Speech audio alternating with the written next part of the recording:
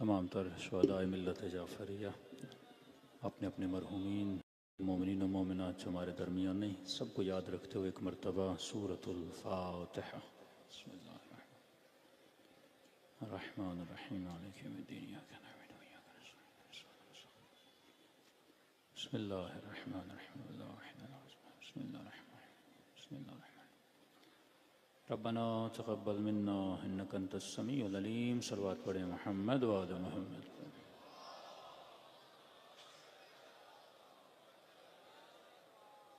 बिस्मिल्लाहिर्रहमानिर्रहीम।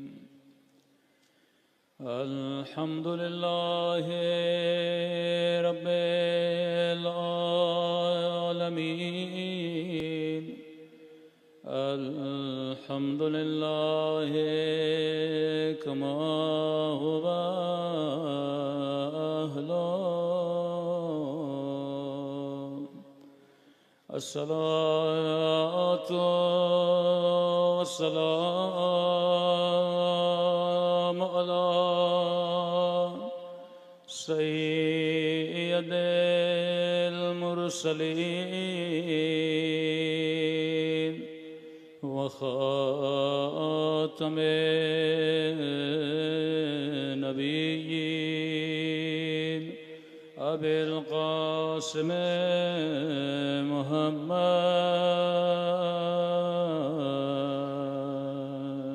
अल्लाहुम्मा सल्लि अला मुहम्मद व अला आलिहि तय्यबीन ताहिरीन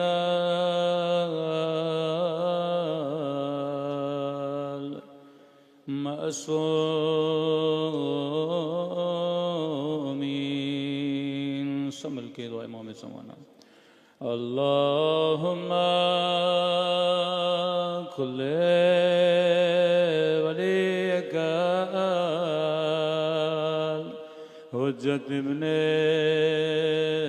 हसन सलवातुका अलैहि व अला आबाइहि फी हादिहि अस्साअ व फी कुल्ली वलियन व हाफ़िज़न व क़ाइदन व दलीलन व ऐना हत्ता तुस्किनहु अर्ज़क तवा वतुमत्तअह फ़ीहा तवीला बिरहमतिक या अरहमर राहिमीन। सल्लल्लाहु पढ़े मोहम्मद व आले मोहम्मद।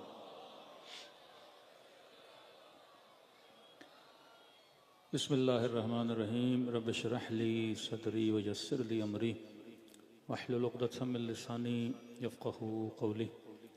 अम्मा बाद फ़क़द क़ाल इमामुल हुसैन अलैहिस्सलातु वस्सलाम इन्नमा ख़रजतु लितलबिल इस्लाह फ़ी उम्मति जद्दी। सल्लल्लाहु पढ़े मोहम्मद व आले मोहम्मद।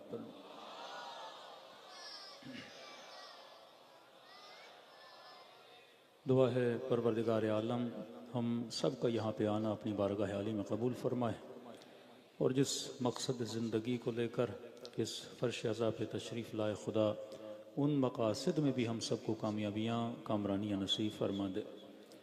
मुसलसल आपकी खिदमत में अर्ज़ कर रहे हैं कि आशूरा और इस्लाह मुआशरा मजालिस अज़ा आशूराई समाज बनाने के लिए हैं। मजलिस सिर्फ़ एक तारीख़ के वाक़े को सुनने के लिए नहीं है कि हमने पहली मजलिस से आपकी खिदमत में अर्ज़ किया कि इफ़ादियत मजलिस इमाम हुसैन 10 आइन आपकी खिदमत में रखे। पहला आइन आइन अक्ल है कि हम मजलिस सुनते हैं ताकि अपनी उकूल को मजबूत करें। एक छुरी को तेज़ करने के लिए पत्थर की ज़रूरत है, इंसानी अक्ल को तेज़ करने के लिए इंसान को विलायत और ज़िक्र अहले बैत अलैहिस्सलातु वस्सलाम की ज़रूरत है। आज मुख्तलिफ़ मुआशरे हैं। शिया मुआशरा अक्लमंद मुआशरा है। उसकी दलील हमने बताई कि हमारे यहाँ सख्त शराइत हैं। हम हर किसी को इमाम नहीं मानते। शर्त है कि इमाम आदिल होना चाहिए, इमाम मासूम होना चाहिए, मसून अनल ख़ता होना चाहिए। हमारे यहाँ नमाज जमाअत भी पढ़ाई जाए तो हर कोई आगे नहीं खड़ा होता, उसके पीछे हैं कि कौन आगे खड़ा होगा, कौन नमाज पढ़ेगा। लोगों की इमामत, रहबरियत हम किसी जाहिल को नहीं देते। 10 लोगों की इमामत से कलाम नहीं करता, अल्लाह से कलाम करता है, लेकिन उसके लिए भी शर्त रखिए कि आदिल होगा, सही होगी, अच्छी तारीफ और अच्छा नाम रखने वाला होगा, तब जाके हम पीछे खड़े होंगे। मद्दे मुकाबिल आपको दूसरे मुसलमानों के मुआशरे हैं, उनकी ऐसी शराइतें जो मिंबर से हम बयान भी नहीं कर सकते कि कैसे कैसे अफराद इमाम जमाअत बन सकते हैं जिनके पीछे नमाज पढ़ी जा सकती। ये वो अक्ल शिया थी, ये वो अक्ल इज्तिमाई थी जो कहाँ से मिली? आपको इसी फर्श अज़ाए इमाम हुसैन से मिली। फिर हमने कहा इस आलम में जो इख्तलाफात, जो जंगें आपको नज़र आ रही हैं, उसमें भी आपने अक्ल देखी कि हर मुआशरा जुल्म के सामने झुकता हुआ नज़र आया, हर समाज आपको जुल्म और जालिम के सामने सजदरेज होता हुआ नज़र आया। लेकिन उन सारे समाजों में अगर कोई समाज और मुआशरा वक्त के यजीद के मुकाबले में खड़ा हुआ तो हुसैन इब्न अली के चाहने वाले थे या इस समाज से इंस्पायर थे। इख्वानुल मुस्लिमीन की मैंने आपको मिसाल दी। मिस्र में एक इनकलाब आया इख्वानुल मुस्लिमीन का, उनके दरमियान भी इख्तलाफ था कि हमारे पास सही और सनद रिवायात मौजूद हैं कि अगर हाकिम फासिक भी हो, फाजिर भी हो, हबशी काला गुलाम भी हो तो हम उसकी इत्तबा करेंगे, उसके खिलाफ क़ियाम नहीं कर सकते, हराम है। और जब इनका एक तबका क़ियाम करता है, फिर किसी अरब कंट्रीज़ की यूनिवर्सिटी में मीटिंग की जाती है, 2 से 12 बिलियन डॉलर इन्वेस्ट किया जाता है कि ये जो इख्वानुल मुस्लिमीन की हुकूमत है इसको गिराया जाए। क्योंकि अगर ये फिक्र मुस्लिम मुआशरों में आ गई कि जितने किंगडम बने हुए हैं, जितनी बादशाहतें बनी हुई हैं, जो फाजिर भी हैं, जो जालिम भी हैं, बल्कि 1 साल नहीं 1400 साल एक फिक्र मुस्लिम मुआशरे पे हाकिम है। 1400 साल यजीद जैसे बनु उमैया, बनु अब्बास इसी फिक्र को लेकर चले। और इमाम हुसैन वो वाहिद नहज़त उठाने वाले इमाम हैं जिन्होंने मुआशरे को शऊर दिया कि तुम जुल्म और जालिम के मुकाबले में खड़े हो जाओ। तो आप मत समझिए कि फ़र्श अज़ा पे आने से सिर्फ 4 बातें आप सुनते हैं। यहाँ से आपको तहजीब सिखाई जाती है, यहाँ से आपको फ़िक्र हुसैनी बताई जाती है। और हमने अर्ज़ किया आपकी खिदमत में कि ऐलान इमामत अगर कुरान करता है अमीरुल मोमिनीन की, वो हालत नमाज में करता है, जमाअत में करता है, क्योंकि इस मकतब में जमई कामों की बड़ी वैल्यू है। आप जब तक कोई ऑर्गेनाइजेशन नहीं बनाते तब तक आप कामयाब नहीं होते।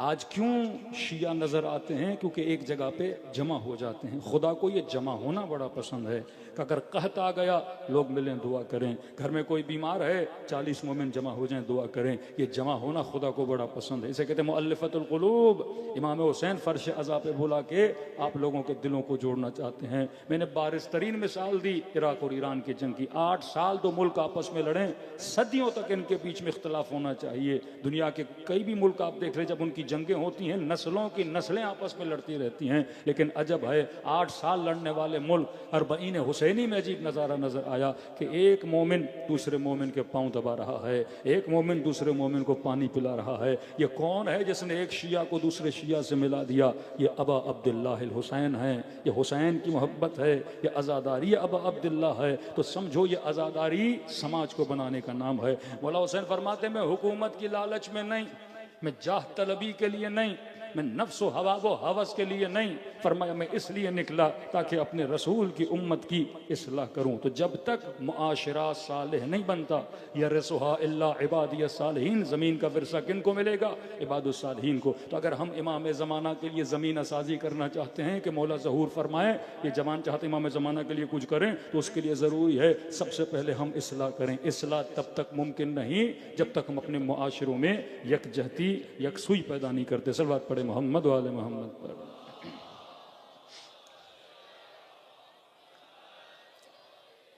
एक इज्तिमा को ख़राब करने के लिए दुश्मन ने जो साजिश की, सबसे पहले उन्होंने फैमिली पे अटैक किया, क्योंकि मुआशरा बनता है खानवादों से, कि अगर ख़ानदान को तबाह कर दो मुआशरे तबाह बर्बाद हो जाएंगे।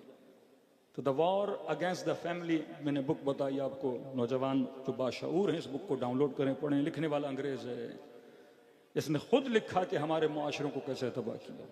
मुआशरों में गैर शरई शादियों को आम किया गया, द वाइट मैरिजेस, अकेले लड़का लड़की रह रहे हैं, किसी निकाह की ज़रूरत नहीं है, या शादी को इतना मुश्किल कर दो कि जवान शादी की तरफ जाए नहीं, या हरामकारी को इतना आसान कर दो कि ये उस फेले शादी की तरफ न जाए, कहे कि जब मेरा काम बाहर हो जाता है तो मुझे शादी करने की क्या जरूरत है। लोगों की गोदों से बच्चों को निकाल के हैवानों को रखा गया। ये कुत्ते बिल्ली का कल्चर, पहले जो मोहब्बत दादा दादी रिश्तेदारों की आपस में होती थी, का पूरा निजाम फैमिली खत्म कर दिया गया।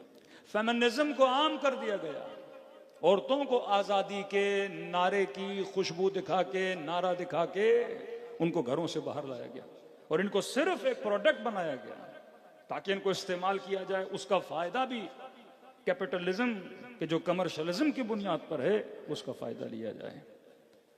अब आप जब फर्श अज़ा पे आते, खुदा ने आपको कौन से रोल मॉडल दिए हैं? सैयदा फातिमा ज़हरा जैसा रोल मॉडल। सलवात पढ़ें बीबी की शान पे।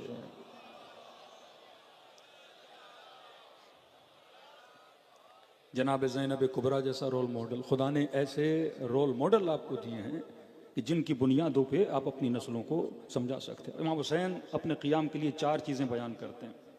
फरमाते हैं कि पहली वजह हुसैन करबला जा रहे हैं, नुरियल मआलिम मिन दीनिक, कि परवरदिगारा यजीद ने इस समाज से इस्लाम की जो निशानियां हैं उसे ख़त्म कर दिया है। शियों के घरों पे अलम होता है, अलम मालिम एक चीज से, 10 घर होंगे लेकिन जिस घर पे अलम होगा वो दूर से पहचाना जाएगा ये किसका घर है, कि किसी अली वाले का घर है। अक्सर लोग सवाल करते हैं शिया अलम क्यों लगाते हैं, तो इमाम हुसैन बता रहे लिमा दीनिक, अलम पहचान है आपकी। कई बेचारे नौजवान कहते हैं मौलाना ईरान जाते वहां तो कोई अलम नहीं, इराक जाते हैं उनके घरों पे तो अलम नहीं, लेकिन ये पाकिस्तानी अलम क्यों लगाते हैं? मैंने कहा एक समाज है शिया समाज, 10 घर हैं 10 के 10 शिया, 100 घर हैं 100 के 100 शिया, लेकिन एक समाज ऐसा है, एक मुआशरा ऐसा है जिसमें 2 घर शियों के हैं, 20 घर अहले सुन्नत के हैं, या किसी और के हैं, या हिंदुओं के हैं। किसी जगह पे इजहार वजूद करना पड़ता है, किसी जगह पे इजहार वजूद करने की जरूरत है ही नहीं। जहां है ही शिया वहां मैं किसको बताऊंगा कि मैं शिया हूं? जहां 100 के 100 घर ही शिया हैं तो वहां किसको बताना कि मैं शिया हूं? बताना तो वहां पड़ता है जहां किसी को पता ना हो कि शिया हैं। और कमाल कर दिया आलम लगाकर कि जब आप पंजाब से इंटीरियर सिंध के अंदर दाखिल होते, रहमियार खान में, रोहड़ी से, सक्कर से गुजरते हुए आते हैं, रात के अंधेरों में अगर 1000 घर हों पता नहीं चलता किसके हैं, लेकिन 4 घर शियों के हों तो 1000 घर में अपना ऐलान करते हैं कि इस घर में वो रहता है जो अली को मानने वाला है।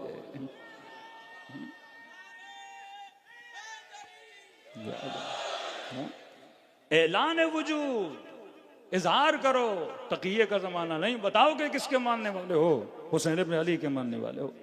तो गोया ये एक घर ऐलान कर रहा होता है, मुझे घर से निकलने की जरूरत नहीं कि बताऊं कि मैं अली का चाहने वाला हूं, मैं अली वलीउल्लाह का मानने वाला हूं। मैंने अलम लगा दिया, ये मालिम है किसके? अज़ाए हुसैन इब्न अली के, मकतब के, कि अलम लगाया, दुनिया को पता चला इस घर में कौन रहता है, हुसैन का चाहने वाला। कोई प्यासा गुजरेगा, कोई और पानी दे न दे, लेकिन जिस घर पे अलम लगा है ये जरूर पानी पिलाने वाले हैं।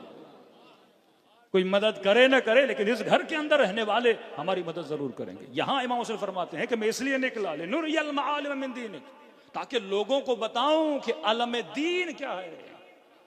यजीद ने दीन के अलम मतलब दीन को बुलंद करके बताओ। मिसाल के तौर पे आपको किसी जगह से उठा के किसी एक मुल्क में भेजा जाए सोते हुए, और जब आपकी आंखें खुलें आप देखो उस मुल्क के रोडों पर हो, आपसे पूछा जाए बताओ ये मुस्लिम कंट्री है या नॉन मुस्लिम कंट्री है, तो कैसे पता चलेगा? मालिम दीन को देख के पता चलेगा। किसी मस्जिद पे निगाह पड़ी, रोड पे देखा खवातीन जा रही हैं, सरों पे दुपट्टे हैं, लिबास बड़ा मोहतरम पहना हुआ है, तो फौरन कहोगे भाई जनाब ये मुसलमानों का मुल्क है। लेकिन अगर किसी ऐसे मुल्क में आंख खुली जहां लिबास कम था, जहां फहाशी थी, जहां उरियानी थी, फौरन बोलोगे ये किसका मुल्क है? गैर मुस्लिम का मुल्क है। इसे कहते हैं मालिम दीन, कि मुआशरे से दीन की पहचानों को क्या किया जाए, खत्म कर दिया जाए। कि यजीद ने फिस्क व फुजूर फैला दिया। आज पाकिस्तान में अगर किसी सियासतदान की शराब पकड़ी भी जाती है तो कहते शहद का पानी था। किसी गवैये की शराब पकड़ी जाती है कहते पीर साहब का पढ़ा हुआ पानी था। क्यों झूठ बोल रहा है? क्योंकि मुस्लिम मुआशरा है, उसे पता है कि मुस्लिम मुआशरे में भले पीता हूं, लेकिन अगर लोगों को पता चला तो बहुत क्रिटिसिज्म होगा मेरे ऊपर। यह मुआशरा एक्सेप्ट नहीं करता कि यहां का कोई गवैया भी शराब पिए, यहां का कोई सियासतदान भी शराब पिए। हालांकि पूरे मुल्क को पता होता है ये शराबी हैं, कबाबी हैं, लेकिन वो इस चीज को एक्सेप्ट नहीं करते क्योंकि मुआशरा ये है मुस्लिम मुआशरा। इस चीज को यजीद ने खत्म कर दिया था। आज इस चीज को खत्म किया जा रहा है कि जो कभी है उसे हसन बनाओ, जो हसन है उसे कभी बनाओ। अब ये अहले मिंबर को सोचना चाहिए, कभी को कभी कौन बताएगा, हसन को हसन कौन बताएगा। अशहदु अन्नका कद अक़मत सलात व आतैत ज़कात व अमरत बिल मअरूफ व नहीत अन। अगर आपकी 1 घंटे की मजलिस में 10 मिनट ये न बताया जाए इस जवान को कि जवान बुराई क्या होती है, अच्छाई क्या होती है, तो ये बुराई को पहचानेगा कैसे, ये अच्छाई की तरफ रागिब कैसे होगा। ये माएं बहनें जो मजलिसों में आती हैं, इनको अहमियत हिजाब का न बताया जाए, इस जवान को गैरत की अहमियत का न बताया जाए, तो ये अपनी जिंदगी को हुसैनी जिंदगी कैसे बनाएगा। ये अय्याम अज़ा, ये अशर इमाम हुसैन इंसान को हुसैनी तहजीब देता है कि करबला में 4 साल बच्ची भी इस पे रो रही है कि मेरी चादर को छीना जा रहा है। सैयदा ज़ैनब हर जगह पे यही कह रही हैं कि मेरी चादर को छीना जा रहा है। इमाम ज़ैनुल आबिदीन जिंदाने शाह में ये बता रहे हैं कि मैं माओ बहनों और पुफियों के साथ शराबियों के दरबार में ले जाया जा रहा है। गमे अहले बैत क्या है? वहां पे अली अकबर के सर को नहीं देख रहे, वहां हजरत अब्बास की कटी हुई गर्दन को नहीं देख रहे, क्योंकि शहादत तो इनका विरसा है। वहां गम यह है कि जो चीज मालिम है उसको यजीद तबाह बर्बाद कर रहा है।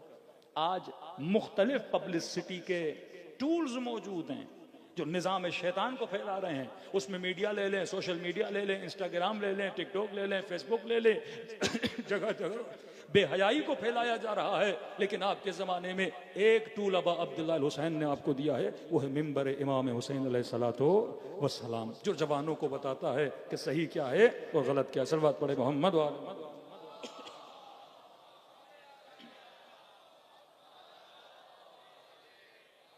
तो पहली चीज लनुरिय मालिम दीनिक, ज़ारत जामिया गरिमा पढ़ते हैं कि मुवालातिकुम अल्लमन अल्लाह मालिम दीनिना, ऐ अहले बैत रसूल, ये ज़ियारतें आपके लिए हैं।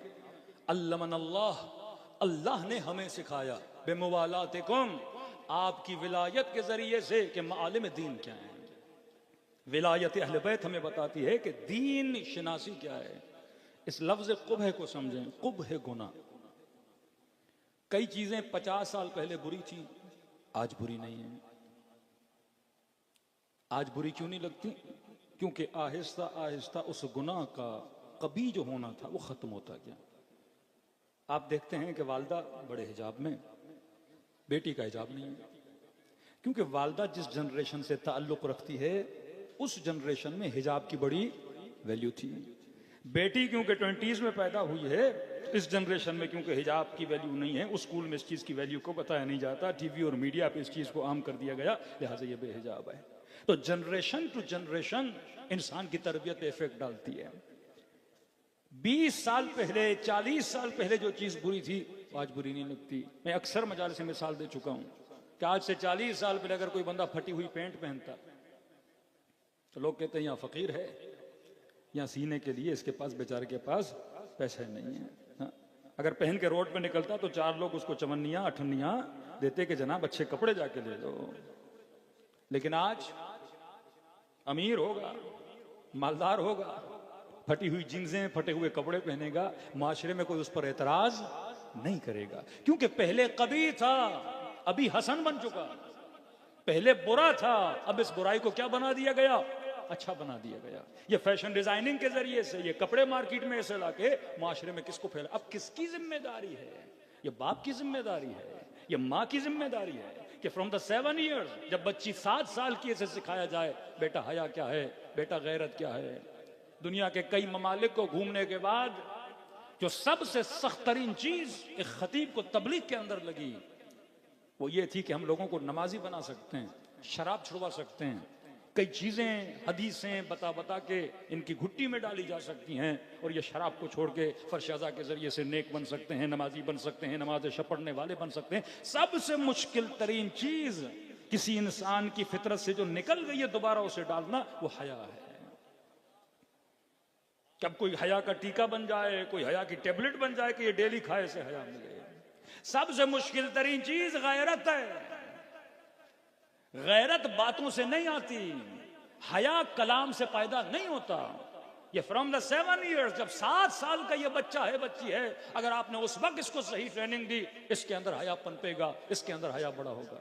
क्योंकि हया बाय टाइम डेवलप होता है, ये नहीं होता कि लफ्जों के जरिए से इंसान के अंदर हया आ जाए। तो मासूम फरमाते हैं मैं मबूस किया, मैं इसलिए निकल रहा हूं लिनुरिय मआलिम मिन दीनिक। दूसरी चीज वनुज़हिरल इस्लाह फी बिलादिक, बिलाद मुस्लिमीन से इस्लाह खत्म हो चुकी है, लोगों का वो जज्बा खत्म हो चुका है। अगर कोई गुनाह कर रहा है उसे बताएं कि गुनाह कर रहे हो।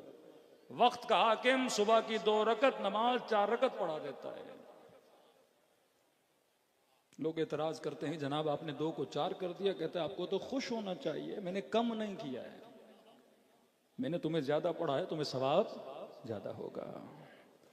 कि मुआशरे में इस्लाह की बजाय कि लोगों के अंदर ये जुर्रत खत्म हो जाए। तीसरी चीज वयअमल मज़लूमून मिन इबादिक, मजलूम परवरी खत्म हो गए।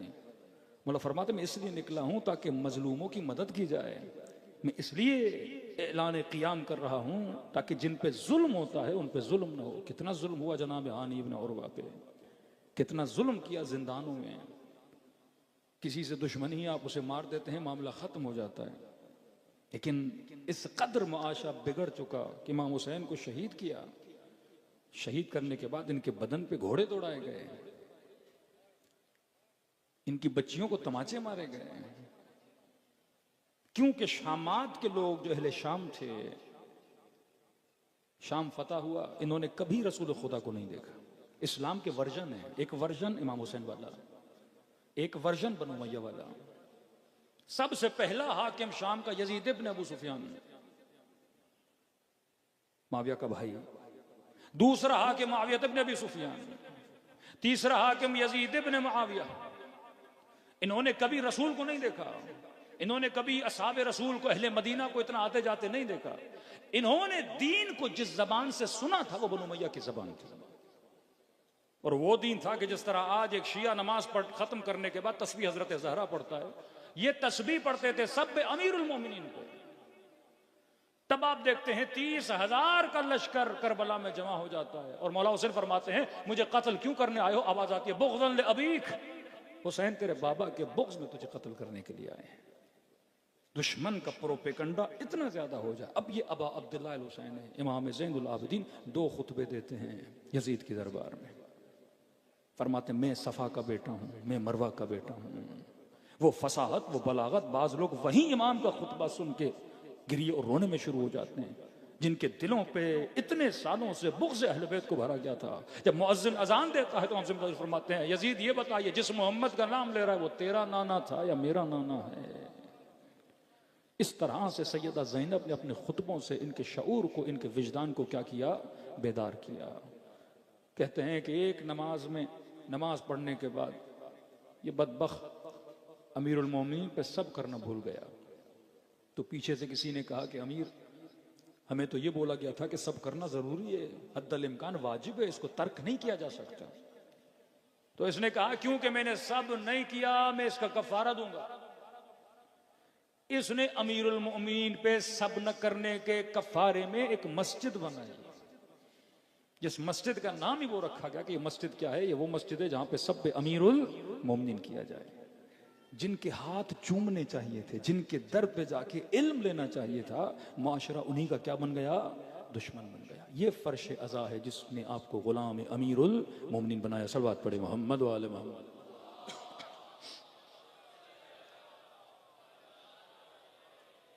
चौथी चीज फरमाया वयअमलु बिफराइदिक व लिसुन्नतिक व अहकामिक। एक ऐसा मुआशरा जिसने वाजिबात को तर्क कर दिया है, एक ऐसा मुआशरा जिसमें सुन्नत रसूल को तर्क कर दिया। अमीरुल मोमिनीन फरमाते हैं, मोमिन ए जवान, 3 तरह की इस्लाह है अगर तू अपनी कर दे, खुदा तुम्हारे मामलात को आसान कर देगा। फरमाया पहली इस्लाह, मन असलह मा बैनहु व बैन अल्लाह असलह अल्लाहु मा बैनहु व बैन अन्नास। ए जवान, सबसे पहले अपना मुआमिला अपने रब के साथ सही कर। तो अल्लाह एक वादा देता है, अगर तू मेरे साथ अपना कनेक्शन सही कर देगा तो मैं तुम्हारा कनेक्शन लोगों के साथ सही कर दूंगा। अगर तू अपना ताल्लुक खुदा के साथ सही करता है तो अल्लाह का वादा है कि मैं तुम्हारा ताल्लुक और कनेक्शन लोगों के साथ सही कर दूंगा। बाज लोग हैं दीनदारी छोड़ देते हैं। भाई आप दीनदारी क्यों छोड़ रहे हैं? तो कहते हैं कि फला मौलवी साहब को देखा, फला आलिम साहब को देखा, उनसे हमने चंद चीजें देख ली, लिहाजा अब दीनदार बनने का कोई फायदा नहीं है। जैसे अक्सर आपने देखा होगा, ये बड़े बड़े दाढ़ी वाले इतनी दहशतगर्दी कर रहे हैं तो हमें दाढ़ी रखने की जरूरत क्या है? का खवारिज इतने इतने नमाजी थे तो हमें दीनदार बनने की जरूरत नहीं। वो मुर्जिआ का अकीदा कि दिल बस पाक होना चाहिए, दीनदार बनने की जरूरत नहीं है। मेरे चौथे इमाम, इमाम जाफर सादिक अलैहिस्सलातु वस्सलाम,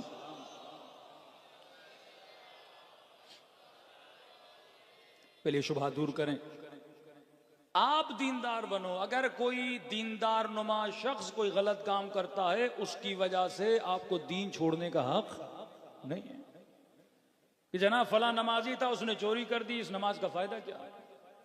फला की दाढ़ी थी, सर पे टोपी थी, तो इतने लोगों को टोपी पहना के चला गया, तो क्या फिर अब टोपी रखने का फायदा क्या है? इबादत करने का फायदा क्या है? चौथे इमाम, ये हकीम अहले बैत किस तरह से इन्होंने नस्ल तशय्यो की तरबियत की। मासू फरमाते हैं 4 चीजें दुनिया में ऐसी हैं उनके पीछे न जाना, तुझे कभी मिलेंगी नहीं। 4 चीजें उसके पीछे न जाना, तुझे कभी नहीं मिलेंगी। हालांकि उन 4 चीजों की तुझे सख्त जरूरत भी है, लेकिन पीछे जाओगे तुझे मिलेंगी नहीं। पहली चीज, ला आलिमन यस्तअमिलु इल्मह। फरमाया कभी भी ऐसा आलिम न ढूंढना ये तवक्को करके कि वो 100% जो कहता है उस पर अमल करता है। ऐसा ना मौलवी तुझे मिलेगा, ना ऐसा तुझे आलिम मिलेगा। अगर कोई मिलेगा तो वो इमाम मासूम है, क्योंकि हर बंदा जायजुल खता है कि फला पेश इमाम के पीछे हम तो नमाज नहीं पढ़ते, हमने उसे ये देख लिया। हमारे उस्ताद कहते थे कि बहुत पहले, आज से 40-50 साल पहले का मोहल्ले का एक बड़ा आबिद बंदा, मुत्तकी बंदा, एक पेश इमाम साहब जो बहुत ज्यादा इबादत में, इरफान में मशहूर थे कि पूरा मोहल्ला उसके पीछे नमाज पढ़ता था।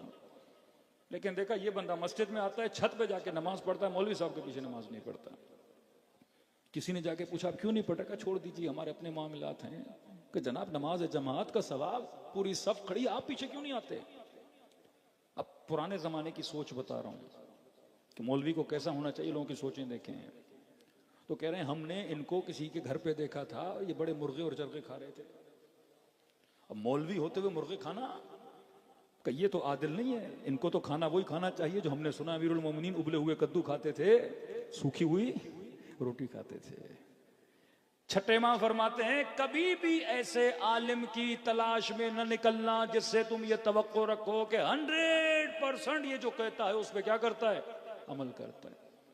फरमा नहीं, अगर मस्जिद में पेश इमाम है, कोई मौलाना है, कोई अच्छी शोहरत रखता है, तुम उस पर क्या करो, अमल करो, उसकी इक्तदा करो।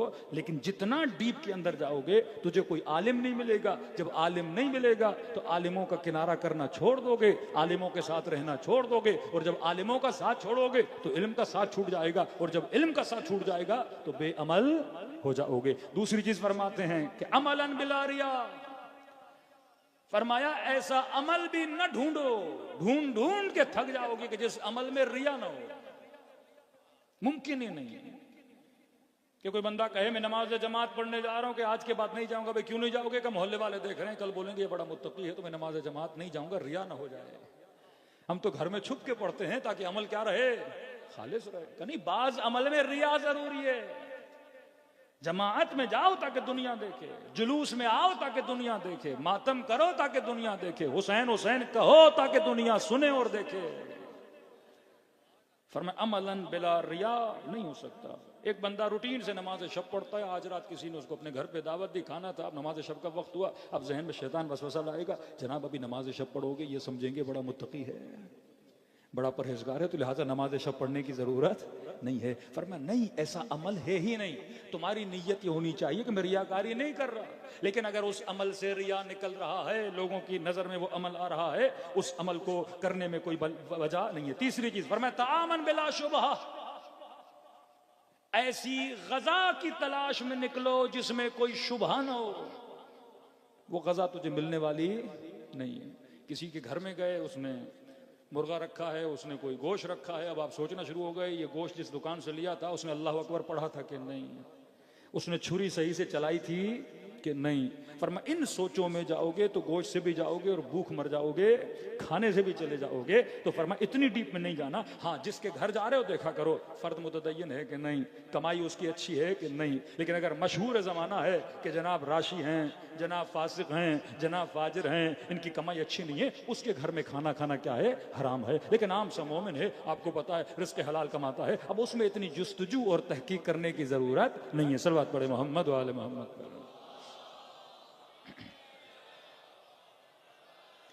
आखिरी चीज फरमाए सिद्दीक़न बिला ऐब, ढूंढ ढूंढ के थक जाओगे लेकिन कभी ऐसा दोस्त तुझे नहीं मिलेगा जो दोस्त बगैर ऐब के हो। हाँ, हर बंदे में ऐब है, किसी में गुस्सा ज्यादा, किसी में थोड़ी बहुत ऐब है। अब मौला फरमाते हैं ऐसी दोस्त की तलाश में निकलो कि मुझे ऐसा दोस्त चाहिए जिसमें कोई ऐब हो ही नहीं। फरमाते हैं अकेले रहने से अच्छा है किसी सालेह बंदे को अपना दोस्त बना दो।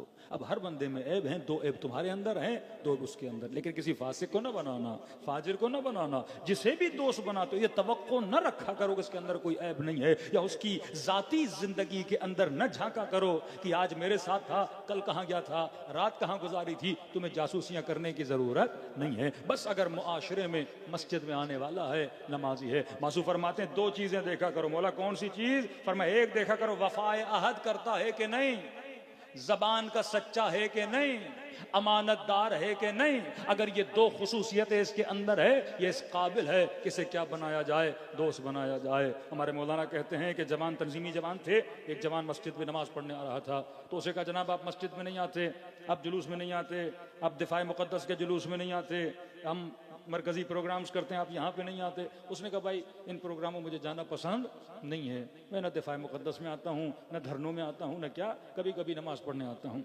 तो कहा कि फिर क्या हुआ? हमने कहा भाई इसकी ज़रूरत नहीं है, ऐसा जवान हमारी महफिल में आके क्या करेगा।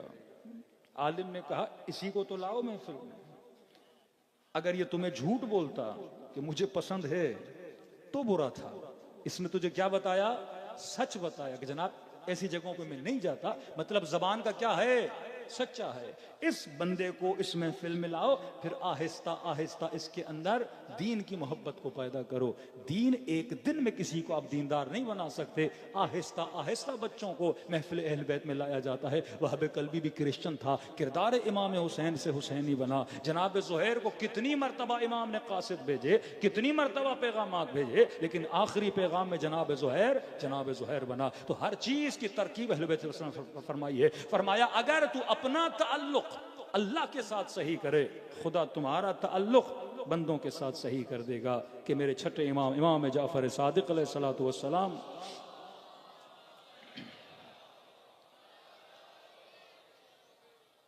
फरमाया कि अगर मसाइल हैं, दुनियावी मसाइल हैं, रिज़्क़ के मसाइल हैं, अल्लाह के साथ सही हो जा, खुदा तेरे यहाँ के सारे मसाइल हल कर देगा। एक जवान सा इमाम की खिदमत में आया कि मौला बड़ी तंगी है।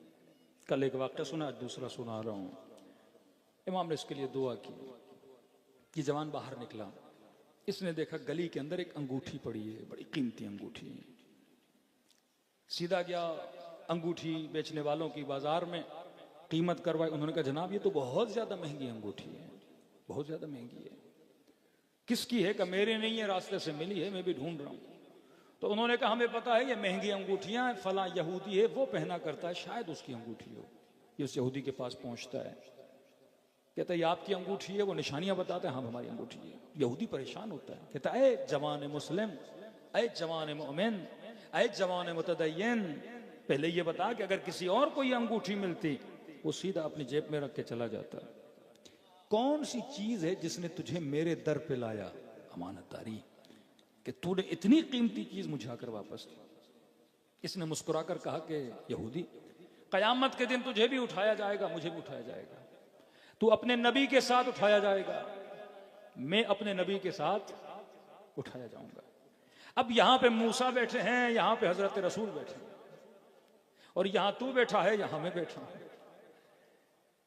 तो वहां पे रसूल के सामने रसूल मुझसे पूछेंगे कि तू मेरी उम्मत का मानने वाला था, तुमने मुझे मूसा की उम्मत के सामने क्या कर दिया? शर्मिंदा कर दिया। कहा मैं बुराई इसलिए नहीं करता कि कयामत के दिन रसूल खुदा मेरे अमल की वजह से कभी शर्मिंदा न हो। आज हम किस इमाम के मानने वाले हैं? हजरत हुज्जत इमाम ज़माना सलामुल्लाह अलैहि, सलवात पढ़े मौला की शान पर।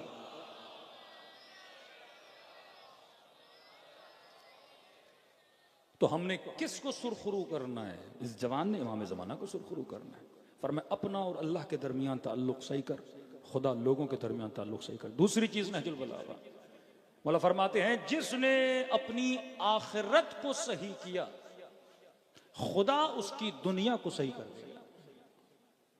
हर काम करने से पहले यह सोचो कि मेरी आखिरत तो कहीं खराब नहीं हो रही। अगर तुमने ये फिक्र रखी तो खुदा तुम्हारी। आलिम दीन आयतुल्लाह अबुल हसन इस्फहानी 8 साल की उम्र से शौक दीन, इस्फहान के रहने वाले, छोटा सा गांव, कहते हैं 8 साल की उम्र से मकतब में जाता था, दीनी तालीमात पढ़ता था। जब मैं 11 साल का हुआ तो वो तालीम वहीं तक थी, और आला तालीम हासिल करने के लिए मुझे इस्फहान जाना पड़ता।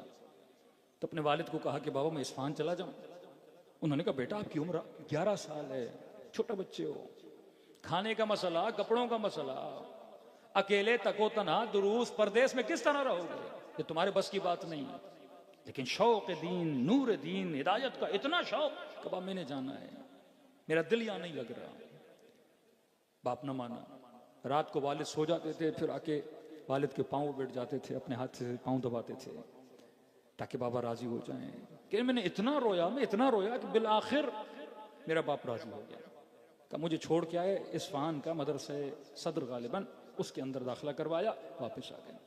4 महीने कहते हैं बड़े शौक के साथ, बड़े ज़ौक़ के साथ मैंने पढ़ाई की। 4 महीने के बाद सर्दी का मौसम शुरू हुआ, शदीद बर्फबारी इस्फहान में, मदरसे का सहन बर्फ से भर गया, गलियां बर्फ से भर गई, हुजरे ठंडे, कमरे ठंडे। कहते हैं इन 4 महीनों में मेरे ऊपर माल और रिस्क की बड़ी तंगी आई। यहां तक कि कमरे में रोशनी जलाने के लिए शमा चाहिए होती थी, मोमबत्ती। गर्म कमरा करने के लिए कोयले लेने पड़ते थे। खाना मेरा खत्म हो चुका, जो बची हुई सूखी रोटी थी उस रोटी से मैं अपना गुजारा करता था। कि ऐसी आलम में कमरे में कांप रहा था। और इन्हीं अयाम और दिनों के दरमियान मेरे वालिद गांव से उठ के इस्फहान आ गया ताकि बेटे से जाके मिलूं। अब जैसे कमरे में आए तो कमरे में रोशनी नहीं, कमरा ठंडा पड़ा हुआ है, खाने के लिए कुछ नहीं, बेटे की आंखों के नीचे हल्के पड़े हुए हैं। कि फौरन मेरे वालिद ने डांटना शुरू कर दिया, अबुल हसन मैंने पहले ही कहा था ये तुम्हारे बस की बात नहीं है। जिद लगा दी कि मैंने मदरसे जाना है, मदरसे जाना है, मदरसे जाना है। देखो क्या हालत बनाई है, खाने के लिए कुछ नहीं, सर्दी का मसला है, बीमार पड़ जाओगे, अगर कुएं हो जाता तो हम क्या करते माँ बाप। 11 साल का बच्चा कहते मैं हुजरे से बाहर निकला, सहन के बीच में खड़ा हो गया, आसमान की तरफ देखा, कहा ना तू अपनी आखिरत बना, खुदा तुम्हारी दुनिया बनाएगा। तो अपना मामला रब के साथ सही कर, खुदा बंदों के साथ तेरे मामलात को सही करेगा। कहते हैं मुझे बड़ा इश्क था इमाम ज़माना से। मैंने कहा मौला यहाँ आया हूँ आपके मकतब का इल्म पढ़ने के लिए, और आप लोगों ने कहा है जो हमारे राह पे चलेगा उसकी मुश्किलात को हल करने का बंदोबस्त भी कौन करेंगे? हम करेंगे। आपने कहा जिसके पास इमाम है उसे घबराने की जरूरत नहीं है। आपने कहा हम वो हैं जिनका वारिस है, हम लावारिस नहीं है। मौला अब ये मेरे वालिद मुझे ले जाएंगे, लेकिन मुझे यहाँ रहना है, इल्म दीन हासिल करना है। कहते आंखों से आंसू बारिश की तरह दे रहे थे इमाम ज़माना के साथ इस्तग़ासा इस्तग़ासा। अचानक मदरसे का दरवाजा खटका, खादिम मदरसा दौड़ा दौड़ा गया, दरवाजा खोला, कहा अबुल हसन को बुलाओ। खादिम ने कहा बच्चे कोई किसी को काम है तुम्हारे साथ। अब मुझे कोई इस्फहान में जानता नहीं, दौड़ा दौड़ा दरवाजे पे गया, एक नूरानी वजूद खड़ा था। उसने कहा अबुल हसन तुम्हारे कमरे में मोमबत्तियां पड़ी हैं, जरा उसको गौर से देखो, पीछे बहुत मोमबत्तियां पड़ी हैं। कहा अपना हाथ आगे लाओ, कुछ पैसे मेरे हाथ पे रखे, कहा इन हाथों से जाके कोयले लेना, कमरे को गर्म करना, खाना लेना, क्योंकि तुम्हारे हुजरे में मेहमान आया हुआ है और परेशान होने की जरूरत नहीं है। तुम उसका मानने वाले हो जो अपनी कौमों का ख्याल भी रखते हैं, जो अपने शियों पे नजर भी रखते हैं। कहते अभी समझ नहीं आ रहा था कि ये कौन है। मैंने लिया, कमरे के अंदर गया, वालिद ने पूछा बेटा कौन था। मैंने कहा बाबा कहा मोमबत्तियां पड़ी हैं, कमरे में रोशनी नहीं थी, ढूंढा, मोमबत्तियां मिल गई। कहा कुछ पैसे देकर गए और कहा कि इससे कोयले ले लेना, कमरे को गर्म कर लेना, खाना ले लेना, तुम्हारे कमरे में मेहमान मौजूद है, और उसे कहना कि तू उसका मानने वाला है या उस कौम से ताल्लुक रखता है जिनका वारिस अभी जिंदा है। कहते मेरे वालिद खड़े थे, ये सुन के घुटनों के बल बैठे और ज़ारो कतार रोने लगे। कहने लगे बेटा तू 11 साल का है, तुझे इमाम ज़माना पर ईमान है, लेकिन वाय हो मुझ पे मैं बूढ़ा हो गया और मैं तेरे लिए परेशान हूं कि तुझे कौन संभालेगा। तू जिनकी राह पे चला है वही तुझे संभालने वाले हैं। तू अपनी इस्लाह कर, फिर देख हम तुम्हारे मुआमिलात को किस तरह से सही करते हैं। अगर तू अपनी इस्लाह नहीं करेगा तो हमारी तरफ से भी मुआमिलात की इस्लाह नहीं होगी। सलवात पढ़े मोहम्मद वाले मोहम्मद पर।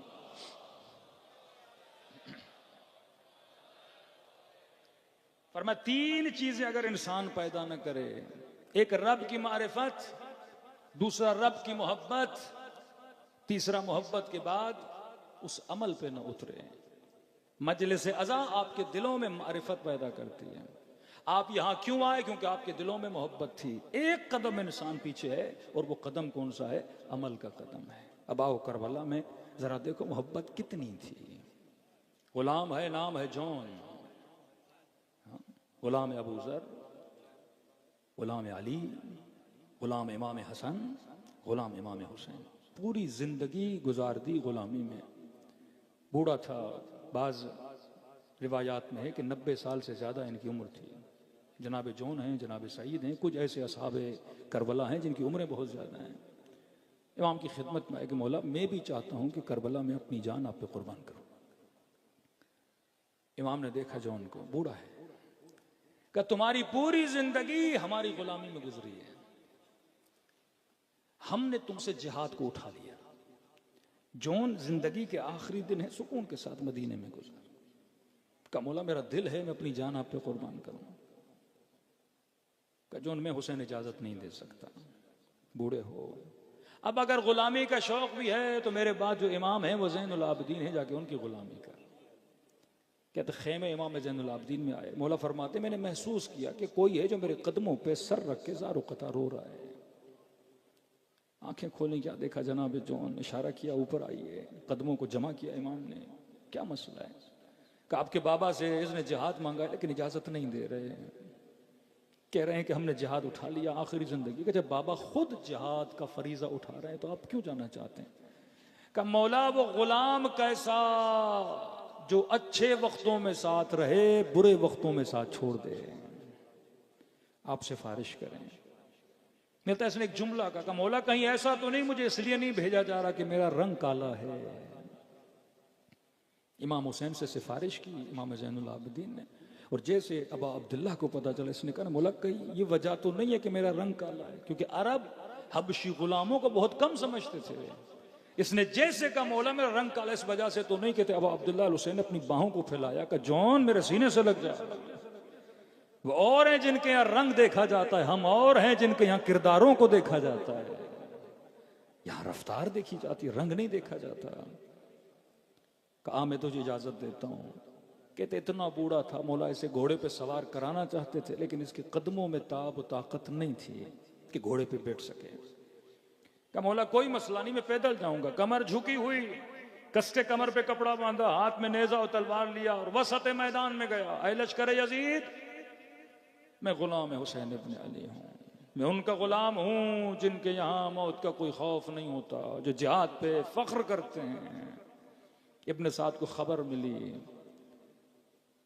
कि ये कौन है बूढ़ा जो आवाजें दे रहा है, रजस पढ़ रहा है, ललकार रहा है? का गुलाम हुसैन है। अमीर एक तीर की मार है, एक नेजे की मार है, जरा इजाजत दें इसे मार दें। इब्न सादिक का तू इस गुलाम को नहीं जानता, मैं जानता हूं। इस घर का बच्चा बच्चा जॉन से मोहब्बत करता है। इसने सबको अपने घुटनों पे बिठा के बड़ा किया है। अमीर फिर करना क्या है? का इसे इस तरह मारो कि मैं हुसैन का तड़पना देखूं। तीर का नहीं, तलवार का नहीं, नेजा का नहीं। अमीर फिर कैसे मारे? का घोड़े सवार, घोड़ों पे सवारों, हाथों में पत्थर लें, इस बूढ़े को दूर से पत्थर मारे। इतने पत्थर मारो कि ये गिर के जमीन पे गिरे और हुसैन इसका तड़पना देखें। तारीख करबला लिखती है जनाब जॉन को इतने पत्थर मारे गए, ये जख्मी होकर जमीन पे गिरे। चंद ऐसे असहाब हैं जिनके जनाजों पे अबू अब्दुल्ला गए, हर सहाबी के बदन पे नहीं गए। उनमें से एक का नाम है जनाब जॉन। कहते मौला दौड़े दौड़े आए, जॉन गुनूदगी के आलम में था और अचानक इसने महसूस किया कि मेरा सर किसी की गोद के अंदर पड़ा हुआ है। लश्कर यजीद का सिपाही कहता ये सारा मंजर में दूर से देख रहा था। कहते मैंने जिंदगी में न ऐसा गुलाम देखा, मैंने जिंदगी में न ऐसा आका देखा। का क्या देखा तूने? का जैसे सर गोद में रखा हुसैन ने, गुलाम ने फिर अपना सर खाके करबला पे रख दिया। गोया कह रहे होंगे मौला ये गोद अली अकबर के लिए बनी है, मौला मेरा सर इस गोद के काबिल नहीं है। कहते हैं फिर हुसैन ने गोद में रखा, फिर इसने झटक के सर को खाके करबला पे गिरा दिया। तीसरी बार सर रखा, फिर इसने सर खाक पे गिरा दिया। कहता वो मंजर जो आज तक मैंने किसी आका की मोहब्बत का गुलाम से नहीं देखा, वो ये मंजर था कि जब गुलाम राजी ना हुआ कि सर आका की गोद में हो, तो मैंने दूर से ये मंजर देखा कि हुसैन ने अपने सर को झुकाना शुरू किया, झुकाना शुरू किया, झुकाना शुरू किया, यहां तक कि हुसैन ने अपना रुखसार जॉन के रुखसार पे रख दिया और कानों में कहा अल्लाहुम्मा बय्यद वजहा तय्यब रिहा। का जॉन वो और हैं जो कहते हैं रंग देखा जाता है। दुआ किया है खुदा कयामत के दिन इसके चेहरे को नूरानी और सफेद बनाना, इसके बदन को खुशबूदार बना देना। का तू अपना मुआमिला सही कर, यहां तेरा मुआमिला वो सही करेंगे। मजलिस हुसैन का मकसद अबा अब्दुल्लाह से अपना रब्त, कल्बी राबिता मजबूत करो। जब वो उन गुलामों के लिए दुआ कर सकते हैं, दो जुमले इमाम ज़माना हमारे लिए भी तो बोल सकते हैं ना। क्यों कहा जब भी मजलिस में जाओ ये तसव्वुर करो ये तेरे जिंदगी की आखिरी मजलिस है। का इस तरह सलाम करो जिस तरह ज़ैनब कुबरा ने सलाम किया, इस तरह सलाम करो जिस तरह नन्ही सी सकीना ने सलाम किया। दिन बड़ी तेज़ी से गुजर रहे हैं। फरमा जिसने जितनी खैरात जमा करनी है इन दिनों में जमा कर ले। कई ऐसी चीज़ें हैं मरने के बाद इंसान पछताता है। क़यामत का दिन का नाम है यौमुल हस्र। हर बंदा हसरत खाएगा, काश मैंने ज़्यादा जमा किया होता। कब अपना शबीब अगर रोना है तो मेरे जद हुसैन पे गिरिया किया करो, रोना नहीं आता तो कम अज़ कम रोने जैसी शक्ल बना दिया करो। दिलों को करबला ले जाएं। नाम हुसैन सबको आता है, जिसे सलाम नहीं आता इमाम हुसैन का नाम ले और दुआ करें कि खुदा एक मुहर्रम ऐसा भी लाए जिसमें इमाम ज़माना का ज़हूर हम सबको देखने को नसीब हो। अस्सलामु अलल हुसैन व अला अली इब्न अल हुसैन व अला औलाद अल हुसैन व अला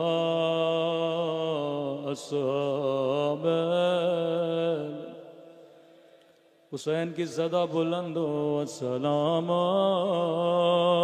अला हुसैन व अला अली इब्न अल हुसैन व अला औलाद अल हुसैन व अला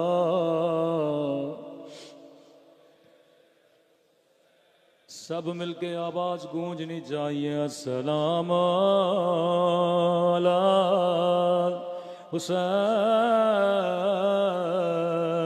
वाला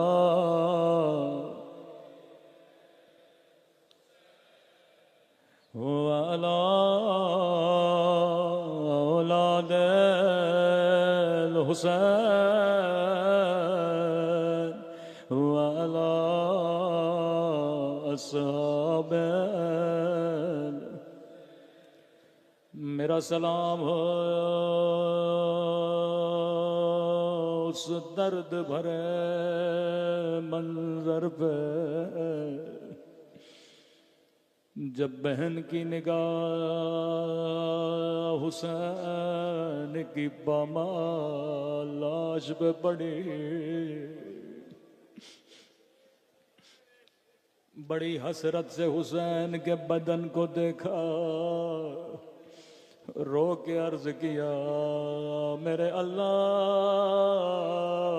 मेरा हुसैन ऐसा तो न था। वो अम्मा ज़हरा ने चक्कियां 20-20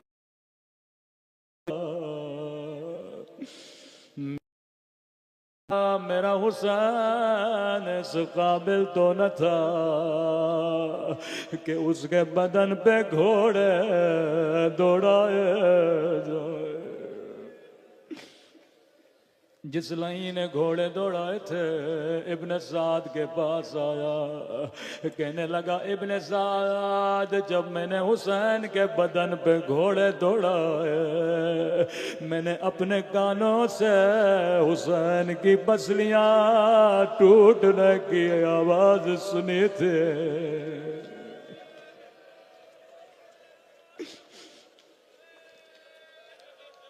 अल्लाह जाने ये मंजर सैयदा ज़ैनब ने कैसे देखा। 40 साल खून रोते रहे, कभी गोश्त की दुकान पे रोते थे, कभी वुजू करते करते पानी को देख के रोते थे, कभी किसी जवा की शादी में जाते थे, कहते थे हाय मेरा अली अकबर। कभी किसी छोटी बच्ची को देखते थे, कहते थे हाय जिंदान शाह, हाय मेरी नन्ही सी सकीना।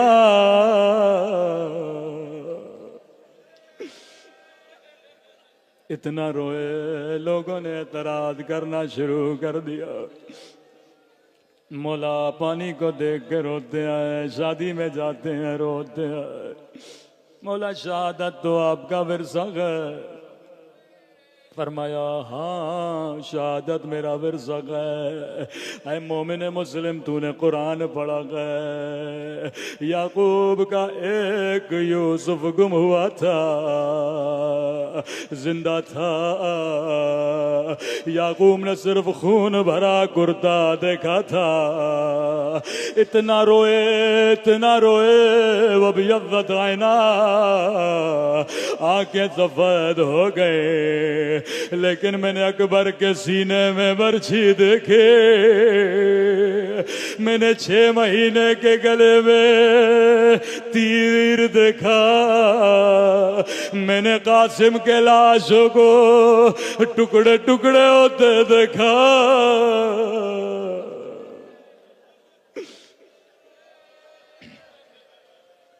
लेकिन तो सच कह रहा है, अकबर के सीने में बर्छी लगना मेरा विरसा था, अली असगर के गले में तीर लगना मेरा विरसा था, कासिम की लाश को गठड़ी में उठाना हमारा विरसा था। लेकिन ऐ पूछने वाले तूने मेरे साथ ये बता, क्या माओ बहनों के ओ बाजारों में जाना, शराबी के दरबार में।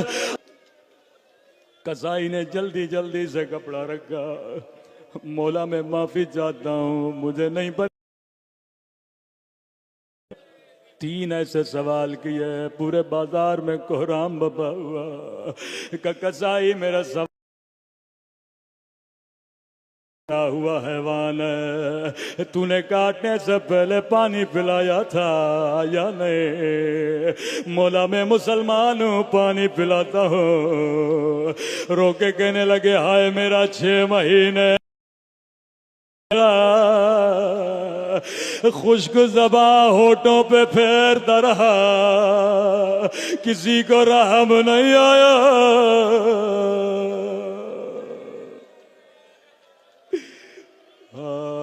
मेरे 4 साला सकीना एक एक घूंट के लिए तमाचे मारे गए। कसाई मेरे दूसरे सवाल का जवाब दे। जी मेरे मौला, अभी कुर्बानी की ईद गुजरी है, ये शियों को इमाम की नसीहत है।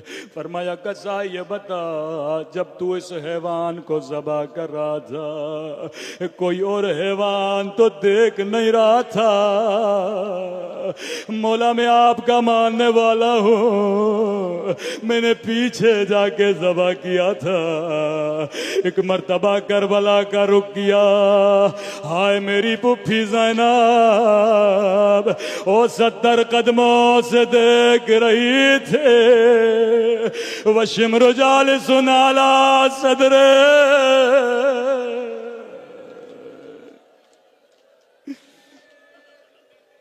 तूने इतना ख्याल किया हैवान हैवान को न देखे। करबला में बहन देखती रही, भाई कटता रहा। आखिरी सवाल बड़ा सख्त सवाल था। कसाई ये बता, जिस छुरी से काटा था क्या तूने तेज किया था या नहीं? कहता मौला मुझे पता है, जब छुरी चलाई जाए तो उसे तेज करना होता है। कहने लगे हाय मेरा गरीब बाबा, ओ खंजर कुंद से मेरे बाबा का गला काटा गया। इमाम ज़माना ज़ियारत नाहिया में फरमाते हैं, मेरा सलाम करबला के उस शहीद पे जिसका गला पीछे से काटा गया। फरियादें करती रही, न काट मेरा प्यासा हुसैन। अला लअनतुल्लाह अलल कौमिल ज़ालिमीन।